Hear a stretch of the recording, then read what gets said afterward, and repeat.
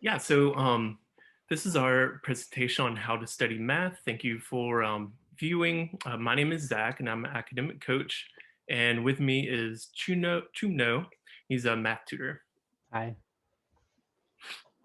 So we both come out of the Learning Center.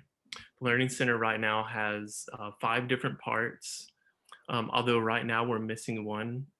Because of remote learning, we're not having on-campus tutoring, although we're still having online tutoring. We also have Roads to Success presentations, where we focus on some academic skill, such as motivation, time management, studying, that sort of thing. We also have a college success course where it's a 3-hour credit course where we cover that kind of same material. And we can also work with you one-on-one and uh, to help you meet your academic and personal goals and use that kind of material as well. In this presentation, we're going to go over what we call the study cycle. It's a way to structure your time and focus your studying. And we're going to be introducing a few different active learning strategies. So active learning strategies are where you're, not just taking in information, you're also, processing it and then putting out the information. And so it's kind of the opposite of passive strategies or passive learning. And then, hopefully at the end, you feel comfortable applying some of these strategies yourself. So the study cycle is made up of these 5 different parts. The first one is, previewing material before you watch a lecture or attend a class. The second one is actually attending class, and we'll talk about ways to, you can try to make that into more of an active experience than a passive experience. And then we have, reviewing that material within about 24 hours of class, and that can really help retention. And then we'll talk about, different ways of studying in addition to, that reviewing. And then at the very end, there's an assessment step, a time during the week where you can look back over your cycle and ask yourself how it's working and, reflect a little bit more deeply about it and plan some changes if you need to. So this first step, the preview step, and kind of goes like this. First, you're going to want to pre-read whatever materials you have before class, before they're kind of gone over. So for example, you can skim the chapter that is relevant to the next class you attend and review summaries and chapter objectives from that chapter.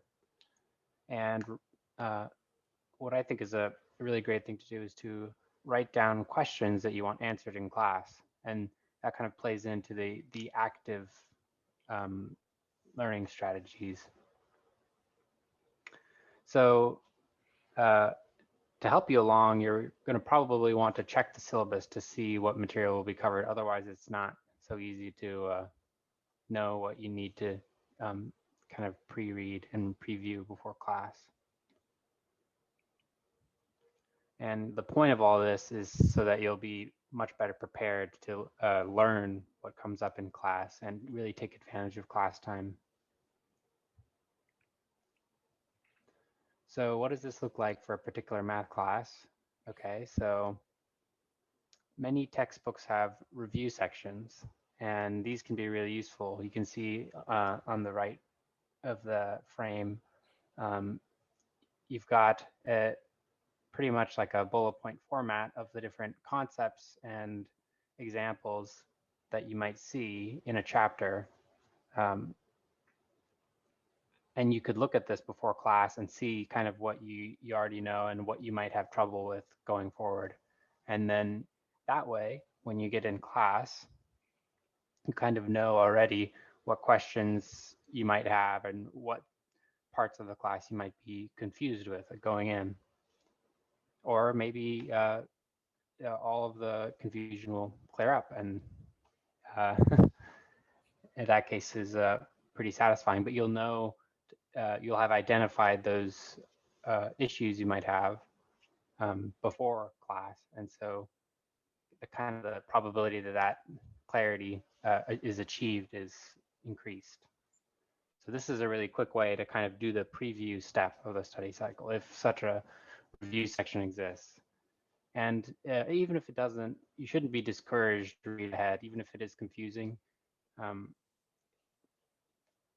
of the point of the step isn't to retain and like understand the material per se. It's just to start to become familiar with it before you start really digging into it.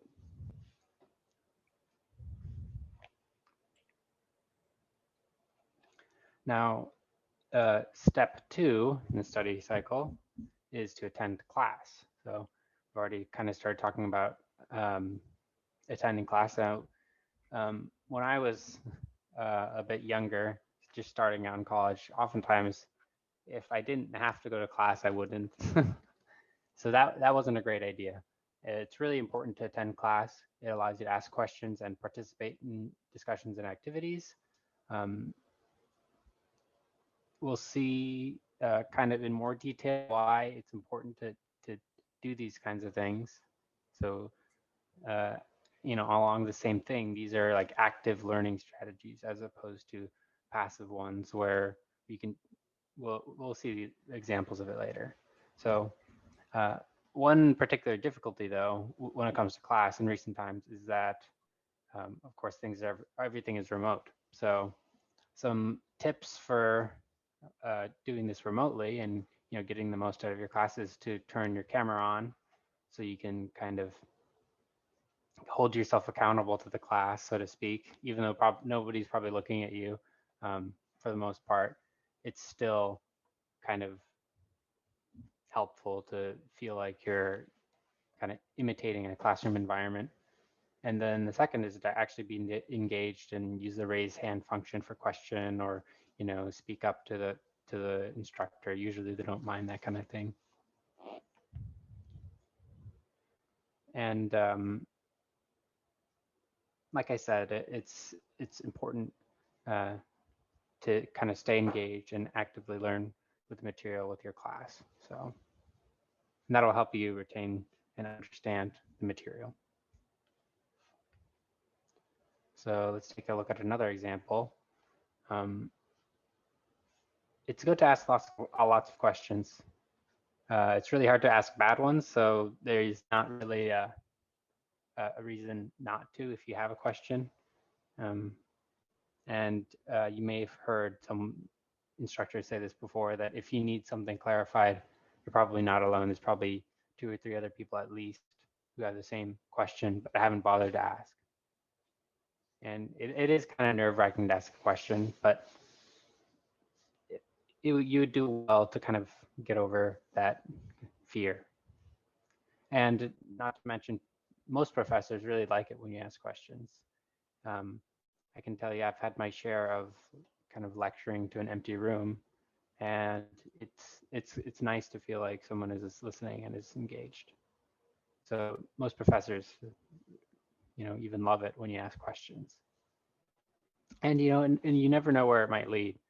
For example, when I took linear algebra, a question you can ask is, what kind of unorthodox thing can you do to this mathematical object? Well, it so happens that it leads down a very important path. And you learn something kind of through this discovery. It tends to be more memorable.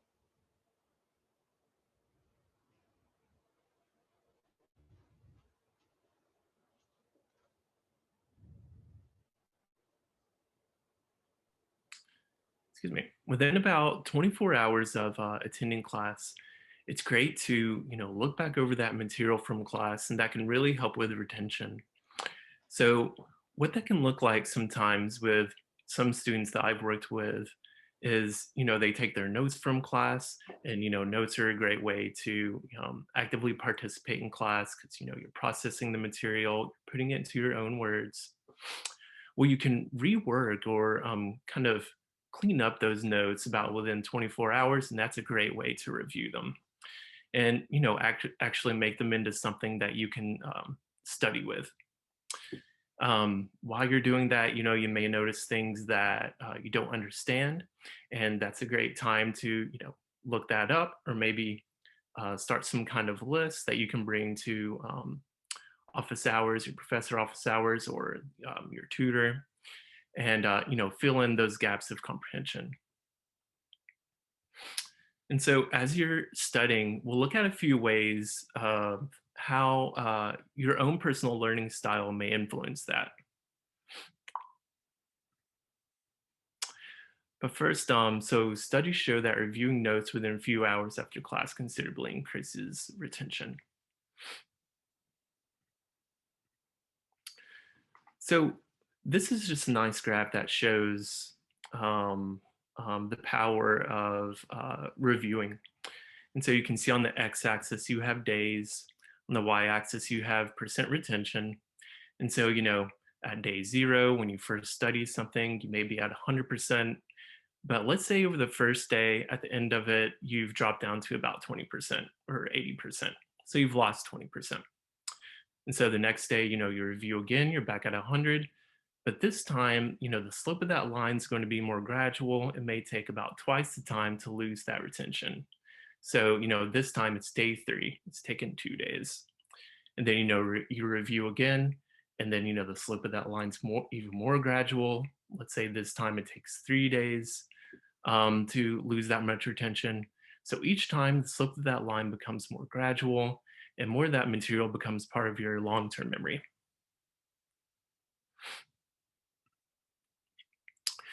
And this is a chart that shows 4 different kinds of learning styles. And so if you identify the learning style that works best for you, it can help you plan for the most effective way to use your time and to review and to study. And so on the very left, we have visual graphic. And so if you're more of a visual graphic learner, charts, graphs might be really good for you.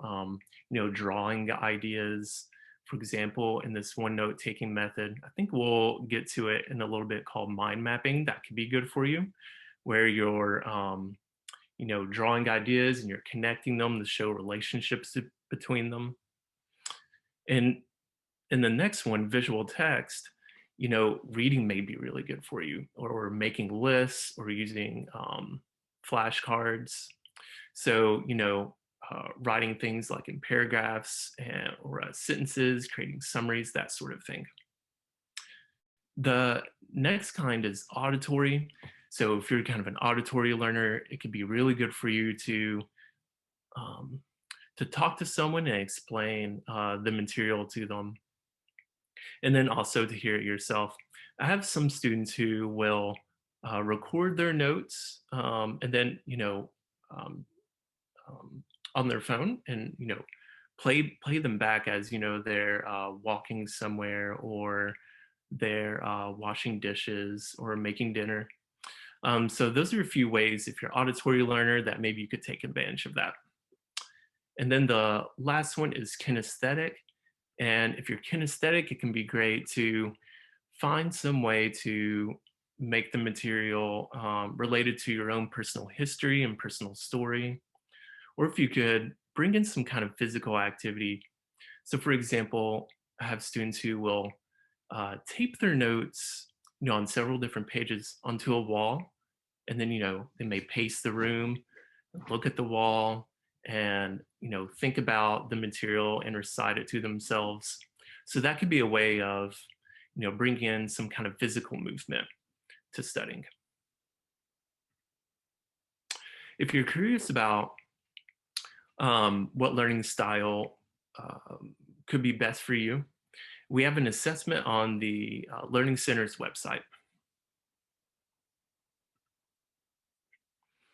So for note taking, we're going to show you 3 different examples. The first one is called the Cornell method. And so you have these 3 different boxes. On the very left, you have kind of the broad terms. On the right, you have them fleshed out in more detail. And then at the bottom, you may have, in sentences or paragraphs, a written summary of how these concepts are related. This is the note-taking method I think most people start out with, just a simple outline. And so, you start with a broader term, and then you break it down into pieces, and then, then put down the next broad term, break it down into pieces. So it gives it, some general level of organization, so it's easy to skim and easier to study. And this is mind mapping. And so you can see there are different concepts that are circled and with arrows and lines that connect them. And so it's great at showing relationships between different concepts. And then also you can add another dimension of color.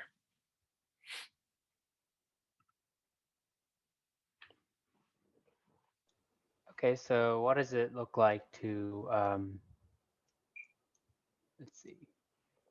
Okay, what does this look like employing all these learning strategies? What does that look like for a particular math course? So basically kind of combining a few of the steps in the study cycle together, we kind of conclude that we should spend some time right before and right after lecture, ideally, um, kind of previewing and reviewing the material for the course. So kind of some things to, justify this, right?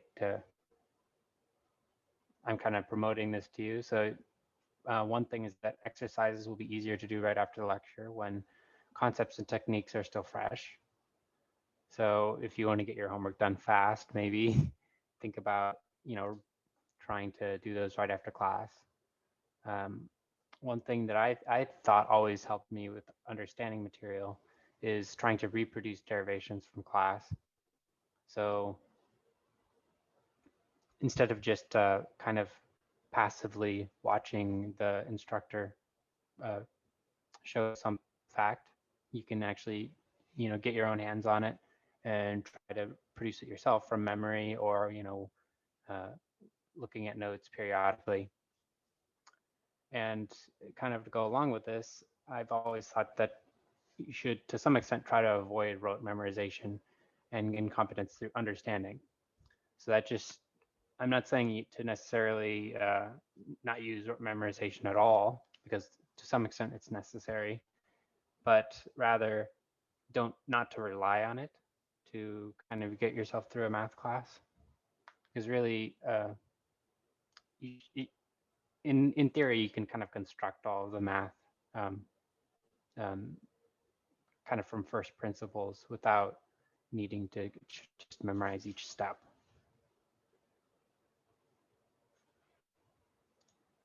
Next slide.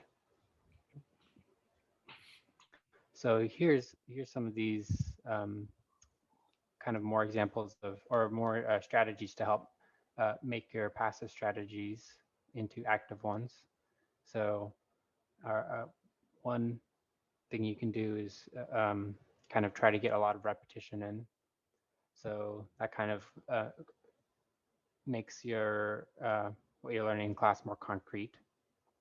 You can take practice tests. So usually before a test, the instructor provides a practice test or maybe two. And if you study that way instead of just reviewing notes or maybe if you're on a video lecture format, rewatching lectures, you can actually take that practice test and kind of get your hands dirty again with the material and see what you need to do to prepare. And you can make study guides or use the provided ones and kind of, I'd recommend if you use a provided study guide to kind of write in your own notes and be engaged with it rather than just read it. So probably what most people find to be one of the more effective ways to kind of actively study is to do it with other people. So you can form study groups over Zoom. I've found that to be pretty effective. And or maybe Discord is another popular format. and you can check in with the professor during office hours a few times a term. It's really quite an underutilized resource.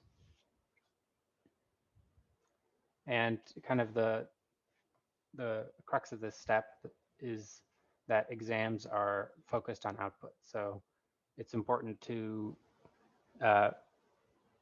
practice processing information with a view towards kind of optimizing your output for the test. And working with others can really help to clear up confusion. I can't tell you how many times that, I thought I understood something and I'd go to explain something or go to explain it, or someone would explain it to me in a different way. And I realized that I had to kind of reevaluate what I knew. So, yep. So kind of, again, active learning strategies. So passive learning strategies are focused on input. So you can read a book, or normally when reading a book, you can make reading into an active learning strategy if you kind of work along with the book and take notes and whatnot. But that's one example. Also, listening to or watching a lecture. So if you're not kind of working along with the lecture, then it's just entirely input. So it's just you processing the information that's coming in, but not really engaging with the material. Same thing when you watch a video. Meanwhile, active strategies kind of focus on the output that you're producing, and which, like we said, is important when it comes to actually evaluating your competence on a test or homework or something like that. So these strategies can involve doing exercises, taking a practice test, or studying with other people.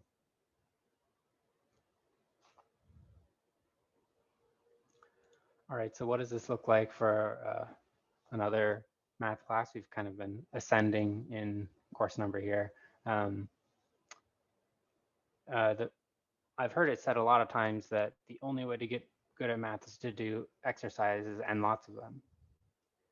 To the extent that even math professors still spend time doing exercises, most often to prepare for courses, to kind of see what their students are up against. But nonetheless, math professors do spend time doing exercises to kind of keep their skills sharp.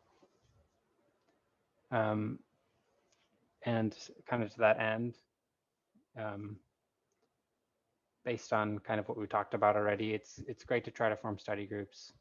Like I mentioned, Discord is a good medium, and office hours are vastly underutilized. Most of the professors' office hours are just empty. And, it's really a great resource because most professors are, kind of eager to help students. And one thing not to forget about is that math is a human endeavor at the end of things. So it's just kind of a community of people that have gotten together to kind of study these weird, interesting problems. And to be a part of that is to kind of interact with other people. So it's kind of at the heart of mathematics to try to seek out other people to study with and kind of explore math together with.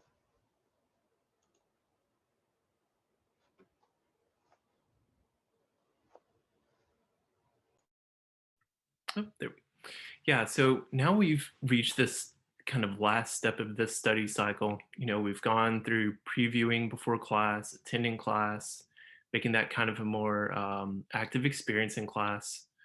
We've gone through a review session within about 24 hours of class, and then done like a study, talked a bit about studying. So at the end of the day, we have this assessment step. And in coaching, we think, this can be something nice of kind of plan for at least like once a week. And, you can look back over your past week and look forward to your next week think about how your system is working and, reflect a little bit more deeply about what you could change, or, perhaps it's working great. That would be really good. Let's see. And so by checking in with ourselves, we're able to recognize which areas are strengths and which are growth. So organizing our time can help with this by reducing stress and keeping you on track for achieving your goals. So this is a way that you can structure your time if you kind of go back to that study step. So this is a way of structuring time that kind of spans about an hour or maybe an hour and a half. So a lot of people's or on average, a lot of people can sustain pretty good attention for about an hour. And so, structuring our time this way takes advantage of that. The first thing is to set a goal for that time. And so, it may be creating an outline for a paper, or, well, I guess you wouldn't be doing that in math as much, but doing so many problems or going through so much of the text, or maybe looking over flashcards, something like that. It'd be an outline for a proof There you go. if you're at that level. Yeah. And then, going in and doing the studying, really trying to stay focused during that time and avoid distractions. One thing that I have that works pretty well is an app on my phone called Forest. And I tell it when I'm going to start. And when I start, it plants like a little plant in a forest. So if I do 15 minutes, it gives me like a little shrub. But if I do, an hour, it gives me a nice evergreen tree. But if I pick up my phone and try to access something in my phone, it kills that little plant. um, so it's like a little bit of extra motivation to, sustain my attention across this length of time. But then, taking a bit of a break and rewarding yourself is a good idea. Taking maybe 10 or 15 minutes to recharge, your attention, your energy. This can be good for maintaining your motivation and your endurance. Yeah, it And, especially helps if you get stuck mhm. on something. It helps to kind of step away from the problem for a second so that you can maybe look at it from a different angle. Yeah, yeah, I found that to be true too. Um, is there anything else you'd want to say about that reward part? Uh, well, I mean, it's kind of like a basic psychological principle, right? The Pavlov principle or something. So if you do something hard and you reward yourself, well, maybe it isn't so bad. I know there's this one writer I like named Ezra Klein, and he says that when he's sitting down to do his work, like his mind starts going to other places. He's all of a sudden remembers things that he feels like he needs to do, and all of a sudden they're even more important. So what he does is he keeps like a piece of paper next to his desk, and he just like offloads it off of his mind, and writes it down, makes a list, and then during this reward time is when he can bring his attention to that. An interesting and kind of efficient way to reward yourself. There's Yeah. other things you need to do, huh? Yeah, you want to say anything else about rewarding? Well, another thing is sometimes when I'm studying, I forget to drink or eat, and Mhm. all of a sudden, I go and feed myself or whatever, and my mind just clears up from the fog, and it becomes much easier to kind of you know stay energized and on task. So sometimes you really need that intermission to make sure that you're not you know kind of throwing time down the drain that you don't need to be.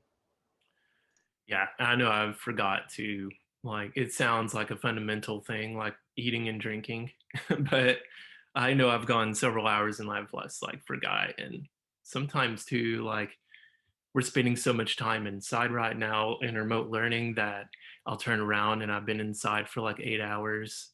And this could be a nice time to go outside and like feel the sun a little bit, or the rain and the wind, and that can be nice for recharging too, I think. Yeah, and like a lot of mathematicians have said their best ideas were achieved like on a walk or getting on the bus or whatever. So maybe whoever watches this will kind of have the same experience. Sure. Anything else? I think I've said my piece. Okay. um, and then this last step is reviewing. And this is kind of like that assessment step we've talked about a little bit. We just kind of, look back over the session. Did you reach your goal? Did you not reach your goal? Was your goal really realistic, or, would it be nice to make it more ambitious? And so you can make your goal for, say, your next session.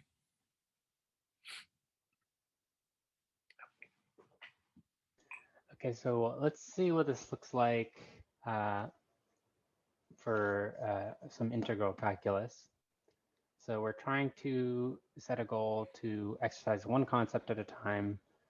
Well, one thing that some people have problems with is the technique of U substitution. So suppose we set aside 30 to 50 minutes for this particular um, technique. Uh, how can we kind of help along our study session? Well, one thing that might be handy is to keep a reference sheet of common identities, derivatives, integrals, whatever, handy. So maybe you can print out the sheet, or you can just have it open in a PDF, although having a print copy is good because you can kind of avoid distraction from your computer or your phone or whatever. Um, anyway, having that sheet will help you from not getting sidetracked. So you'll basically the idea kind of beyond just this reference sheet is just to have everything you need available before you start the session so you can really uh, concentrate on whatever goal you're trying to achieve, right? And maybe you're studying with other people and you can kind of ask um, about what problems you've missed, but most of the time you're not going to be with other people, right? So um, maybe after your session, you're going to want to ask around about anything you weren't able to get. You can talk to classmates, the professor, or tutors. And that's kind of an important part. You could consider it as part of the review phase of the kind of the study session, right? So um, you've studied, you've rewarded yourself for whatever accomplishments you were able to do. Hopefully, you were able to do that. But regardless, you should reward yourself for the effort. And okay, you're reviewing your progress. And um, like I said, if there's something you weren't able to get, you shouldn't be afraid to go and seek help. Okay. Yeah, so we've gone through these 5 steps now of, previewing material before class, attending class, making it kind of more of an active experience, reviewing within about 24 hours, said a few things about studying, went through that study session that lasts like an hour, hour and a half, and then went through that last step of assessing, kind of looking back over your system, thinking a little bit more deeply about, how it's working, identifying things that aren't working and things that are, growth opportunities. If we can support you anymore, we're here. We have, academic coaching where we meet with you one-on-one. And then the math tutor, Choomno, is there too. Choomno, do you want to say anything about, like making appointments with a math tutor or what to expect from that? Yeah, so you just go onto our app. It's super easy. All you need is a PDX email to do it. So you don't even necessarily have to be uh, taking credits at the time. You can just be have a bandwidth PSU ID basically, and you're good to go. And basically, we have 30-minute increments. Some students like to schedule them in sequence. I'm not sure they're supposed to do that, but I just accept it anyway. And yeah, so basically, if we kind of work around what you need, usually we encourage students to kind of bring their own questions and whatnot. But if you're just vague on something, maybe there's one particular concept you don't really understand, maybe it was from a while back and you'd like to catch up on it, well, we can accommodate that and just kind of teach you something new, essentially. We can do any of the 1 and 200 level courses. Uh, on occasion, I've done other ones, but I don't think those are technically kind of supported by us. But if you have general math questions, even you can come to us. I've had people from the engineering department come about their class on concrete, so things like that. I've had people come for figuring out like river flows from their engineering class. I've had people from the computer science department come for their algorithms, whatever. We can kind of tutor anything related to math. So yeah, and you can see our availability on the app. You can go in and it'll show you kind of the time slots available.